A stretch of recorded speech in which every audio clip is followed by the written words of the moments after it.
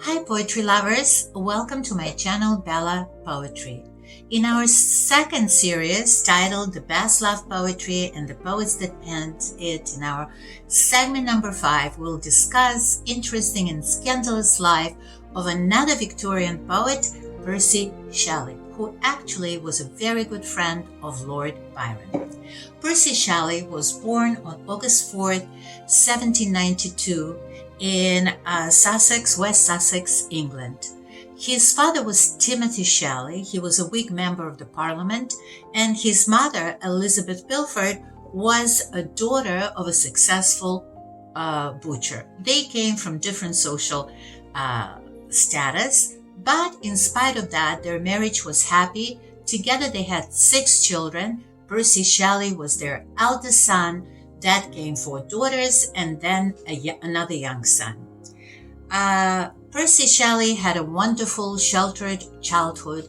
He loved his mother and his sisters. He was very close to them, and they encouraged him to hunt, to fish, to ride horses. So he was very active and happy child. At the age of 6, he started to attend the day school attached to the local church, and he was an excellent student. His teachers were very impressed by his memory and by his gift for languages.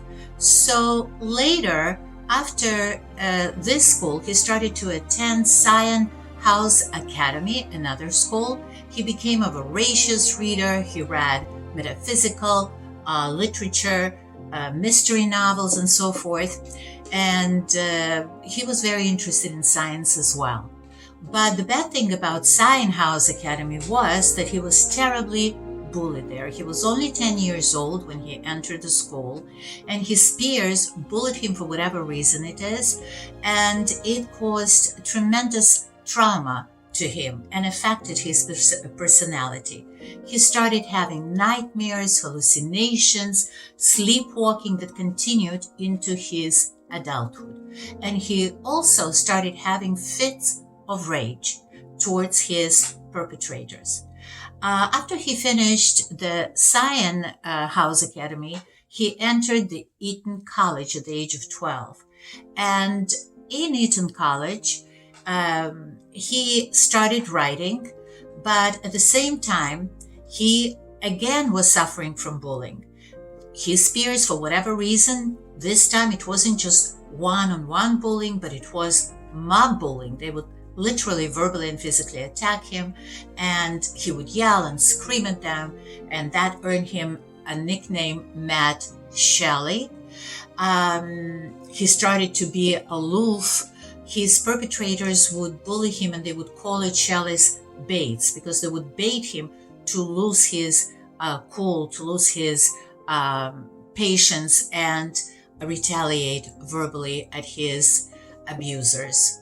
So that was not a very good thing. But in spite of that, he wrote his first novel, which he titles Astrozzi, at the last semester in Eton College. He also had a part-time teacher whose name was James Lind, and James Lind introduced Percy Shelley to radical and liberal literature that tremendously affected his political views. After Eton College, at the age of 18 in 1810, Shelley entered the University College at Oxford, and he met there a person that would become extremely significant in his life and also his best friend. Not always the best influence, though. His name was Thomas Jefferson Hogg. Together, they shared very liberal views, and they even penned a pamphlet, anti-Christian pamphlet together. The University College was very, very upset with them. He was expelled from school. When his father found out, he insisted that Percy Shelley came home and studied there, homeschooled there with private tutors under his supervision, but Percy Shelley refused. So the father and Percy Shelley had a very bad falling out. So let's look at the time in Percy Shelley's life when he turned 18. He has a bad falling out with his dad. He is expelled from school. He had a short romance with his cousin that failed. And he also believed, for whatever reason, that he had a terminal illness. At that time, he meets a girl whose name is Harriet Westbrook. Harriet Westbrook was only 16 years old, just 2 years younger than him. She was very vivacious, pretty, innocent, naive, and she fell in love with Percy Shelley. She went to school, to a boarding school, together with Percy Shelley's sister. So she fell in love. Percy was infatuated with her as well, and they decided to get married. This is a strange thing, a strange happening, because Percy Shelley had very liberal views, and he did not believe in marriage. He wanted to be free. And still, at the same time, he married Harriet Westbrook on August 28th, 1811. And together, his friend Thomas Jefferson Hogg moved in with them, so the three of them lived together. The fathers of both Shelley and Harriet disowned them. They had no money at all.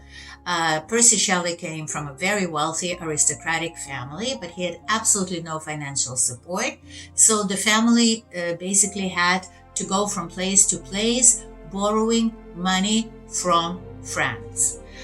Soon they left. In 1811, they left Edinburgh and they came to York.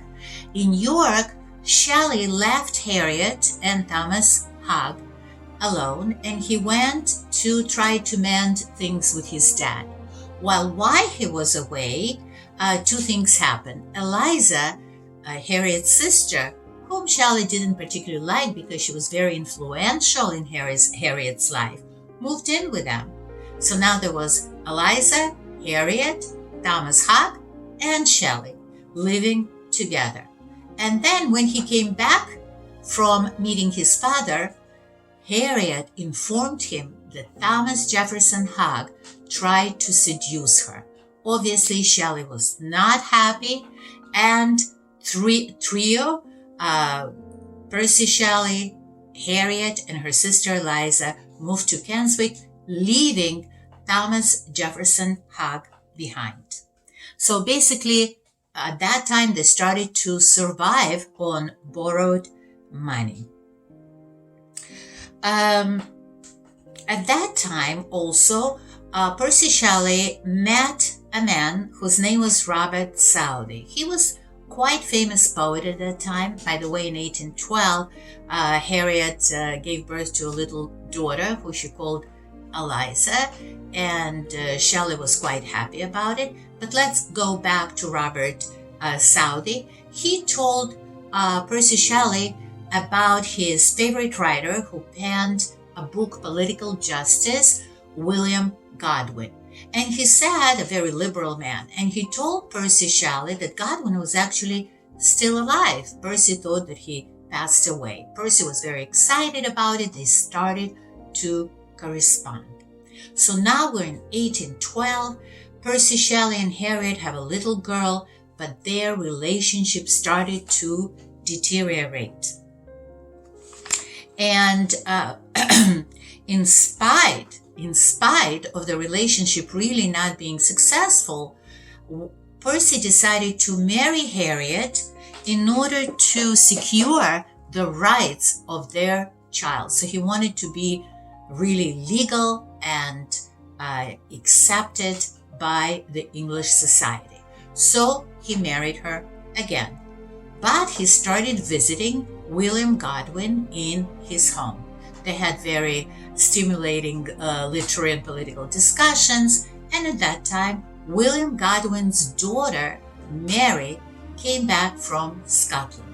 She was also only 16 years old. She was extremely smart, very well educated and well read, and Percy and Mary started to really get along well. They talked to each other a lot. They had a lot of things in common. They both wrote poetry, and they started meeting in secret at the cemetery of her mother. Her mother passed away. Her mother's name was also Mary, and she passed away after she gave birth to her daughter Mary. And so they met there, and it ended up with them making love. And when the father found out, he was very upset with them and didn't want to talk to both of them.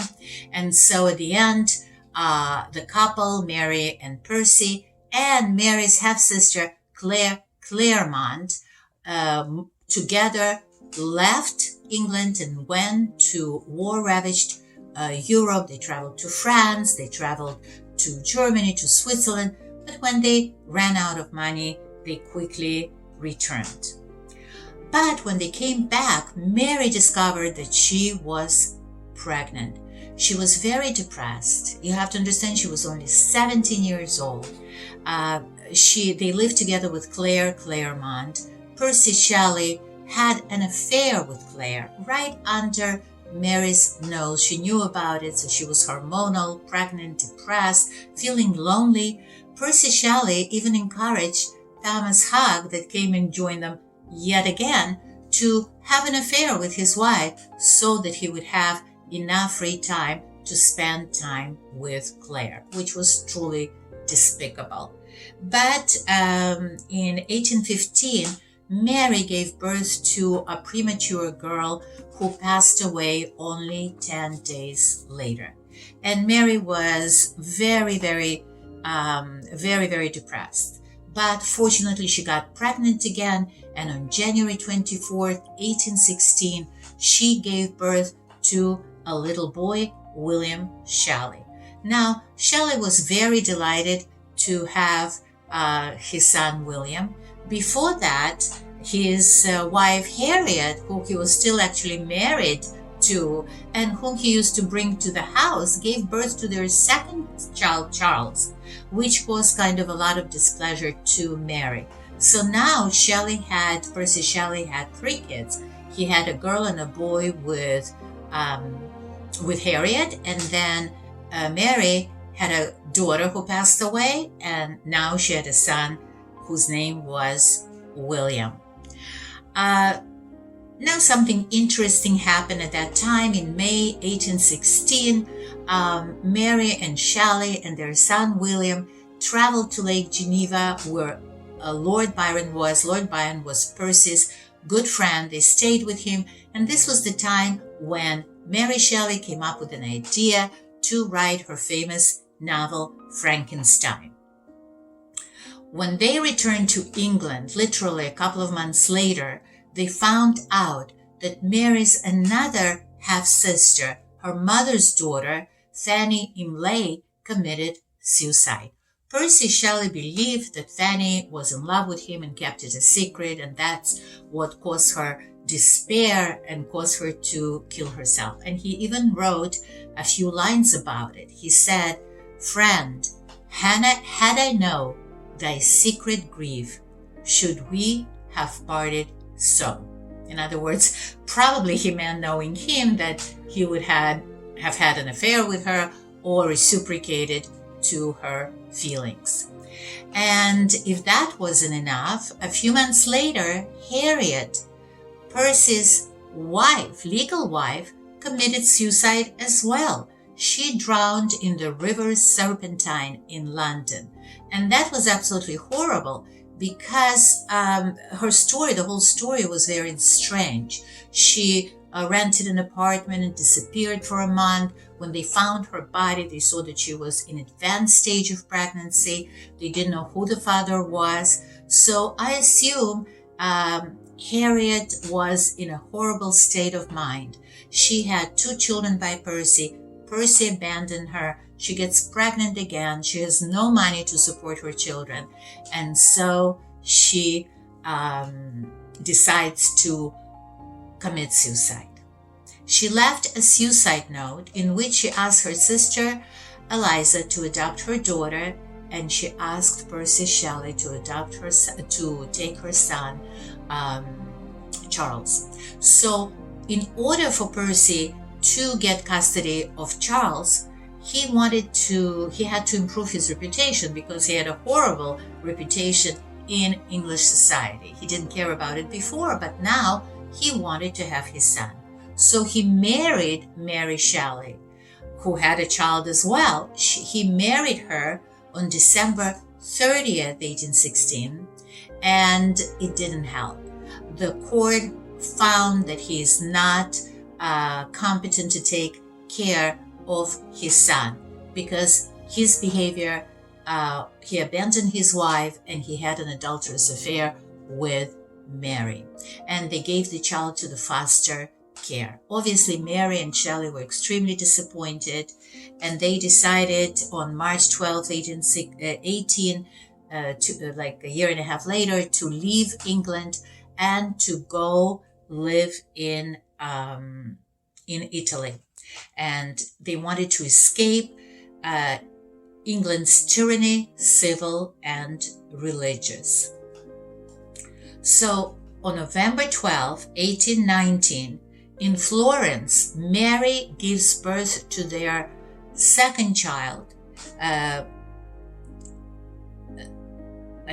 She gives birth on March 1818. They had another girl. 1817, she had a girl, she had a daughter, and she called the daughter Clara. So she had a child, William. Now she has a daughter, Clara. But a horrible tragedy struck, and both William and Clara pass away from tuberculosis 1 year apart. Clara dies in 1818, both of them are toddlers, and William dies in 1819. And this situation can cause anybody such tragedy to go totally insane. So what saved Mary from complete collapse, emotional and physical, was the fact that she was pregnant again. And she gave birth on November 12, 1819. She gave birth to her last son, Percy Florence. And actually, Percy Florence was the only son of Percy and Mary that survived. He married somebody, but he never had children. And we'll talk about it a little bit later. So in the meantime, Percy Shelley continued to write. In 1820, he wrote his famous book, Prometheus Unbound. And then, unfortunately, another tragedy struck. So it is insane if you think about it, because in 8 years of them being together, so many bad things happened. This time, Percy Shelley went sailing. They stayed at a villa in Italy, and he went sailing with his friends. He was caught up in a storm. The boat overturned, and Percy Shelley drowned. They found his body. He was cremated on the beach. The strange thing was that his whole body burned up, but his heart would not. And the historians say that that happened because maybe his heart was calcified due to an early bout with tuberculosis. In the beginning, his friend Leigh Hunt got the heart, but then it would pass down to Mary Shelley. I just want, the character of Mary Shelley is so fascinating to me.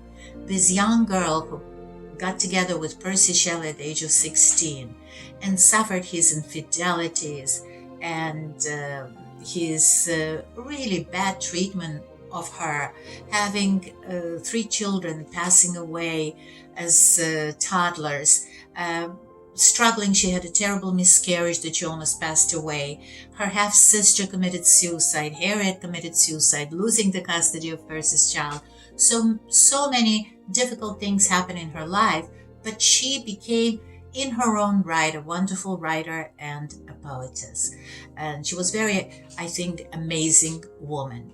So Mary Shelley got Percy's heart, and she carried it wrapped in a beautiful fabric in her purse wherever she left the house. She never went out without it. And I think she loved Percy for the rest of her life. She edited and published his poetry to a great acclaim. Later, the heart was placed in a family vault with Percy Florence Shelley, who passed away in 1889. And so this is the story of Percy Shelley. I always read a quote, and I'll read you a quote as well. It says, "All love is sweet, given or returned. Common as light is love, and its familiar voice wearies not ever." So it says basically that love is eternal. Well, Percy Shelley had many eternal loves, but Mary Shelley had only one eternal love, and it was Percy Shelley. And now we will read his famous poem called Love's Philosophy. It's really a beautiful poem. The fountains mingle with the river, and the rivers with the ocean. The winds of heaven mix forever with a sweet emotion. Nothing in the world is single, all things by a law divine. In one spirit meet and mingle, why not I with thine? See the mountains kiss high heaven, and the waves clasp one another. No sister flower would be forgiven if it disdained its brother. And the sunlight clasps the earth, and the moonbeams kiss the sea. What is all this sweet work worth, if thou kiss not me? Beautiful poem. And with this poem, we come to the end of this segment. I hope that you enjoyed listening to a wonderful story about Percy Shelley and Mary Shelley, and to his great poem, Love's Philosophy. In our next segment number 6, we will discuss a very interesting and also scandalous life of a famous Russian poet, Alexander Pushkin. Please join us. Thank you for visiting my channel. Please don't forget to like and subscribe. I love teaching, and I would like everybody, or whoever can, whoever enjoys poetry, to receive this enriching and educational segments. Thank you so much. Have a wonderful day.